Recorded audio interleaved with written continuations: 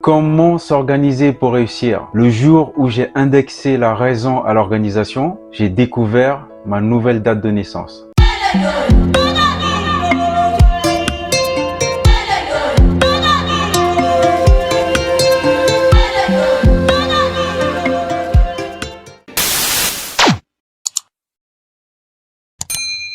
Bonjour la diaspora, bonjour à toute la communauté Kemet Academy. Je vous souhaite la bienvenue dans ce nouvel épisode de notre série sur l'organisation et l'importance de s'organiser pour réussir sa vie. Si vous êtes nouveau, ici nous parlons de l'éducation financière, de la formation et de la création de richesses. Si c'est un sujet qui vous intéresse, je vous invite à vous abonner à cette chaîne YouTube afin d'être averti lorsque nous publions une nouvelle vidéo. Nous serons très heureux de vous compter parmi nous dans la communauté Kemet Academy. Nous devons veiller à ne pas surestimer la science ou les méthodes scientifiques lorsqu'il s'agit des problèmes humains. Et nous ne devons pas supposer que les experts sont les seuls à avoir le droit de s'exprimer sur des questions concernant l'organisation de la société. Et lorsque la vitesse de l'évolution du marché dépasse celle de l'organisation, cela veut dire que la fin est proche. Tout ceci pour dire que c'est l'homme tout entier qui est conditionné au comportement productif par l'organisation de sa vie. Et hors du système, il garde la même peau et la même tête. Dépersonnalisé au travail, il demeurera dépersonnalisé chez lui. Savez-vous que si vous avez un adjoint dans votre entreprise, cela signifie qu'il y a une personne de trop dans l'organisation? Parce que le mépris guette le monde dans l'organisation du changement social et culturel, vous comprenez pourquoi est-ce que nous devons absolument nous organiser dans la vie. Donc, découvrons ensemble ces 3 autres astuces dès maintenant.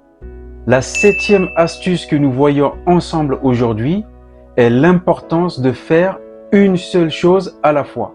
Faites une seule chose à la fois. Le cerveau humain n'est pas fait pour gérer plusieurs tâches à la fois. Dans la mesure du possible, débrouillez-vous pour ne pas faire 2 choses à la fois. Comme dit si bien le proverbe, courir 2 lièvres en même temps est le plus sûr moyen d'en attraper aucun. Répondez à une seule offre d'emploi à la fois. Organisez-vous avec vos collègues pour répartir les tâches. L'un répond au téléphone pendant que l'autre rédige les courriers. En vous rendant mutuellement des services, vous renforcerez votre esprit d'équipe et chacun gagnera en productivité. La 8e astuce que nous voyons ensemble aujourd'hui, qui est la suite logique de la 7e, c'est comment alterner les tâches au quotidien. Alternez toutes vos tâches au quotidien. La 8e astuce montre combien il est important d'alterner les tâches au sein de votre emploi du temps. Une fois que vous avez alterné les tâches en fonction de leur urgence, affinez-la en fonction de leur intérêt. Selon ses préférences, commencez par terminer les tâches les plus difficiles avant les plus intéressantes. Ou alors, alternez-les tout au long de la journée. Accordez-vous des récompenses une fois achevés les travaux les plus pénibles à vos yeux. Dans la mesure du possible, essayez de procéder à des échanges avec vos collègues. Pourquoi je vous dis ça? Parce que certaines personnes adorent faire ce que d'autres détestent. Et aussi, vous pourrez sans doute trouver des arrangements gagnant-gagnant. La 9e et la dernière astuce que nous voyons ensemble aujourd'hui est la célèbre loi de Murphy. La loi d'Edward Murphy Jr., communément appelée la loi de l'emmerdement maximum. Cette loi de Murphy est une loi empirique énonçant que si quelque chose doit mal tourner, alors cette chose finira infailliblement par mal tourner. Dans la vie en règle générale, on remarque toujours plus les choses négatives lorsqu'elles ont un impact important sur nous. S'il existe 2 façons de faire quelque chose et qu'au moins une de ces façons entraîne une catastrophe, il se trouvera forcément quelqu'un quelque part qui empruntera ce chemin.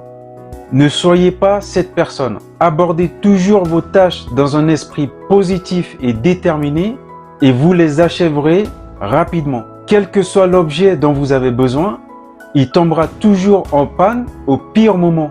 De même que les feux de circulation sont toujours rouges lorsque vous êtes pressé. Qui dans son quotidien ne s'est pas fait ces réflexions? Mais sachez que la première cause des problèmes, ce sont les solutions. Dans la prochaine vidéo, je vous dirai comment lancer un business complètement sans argent.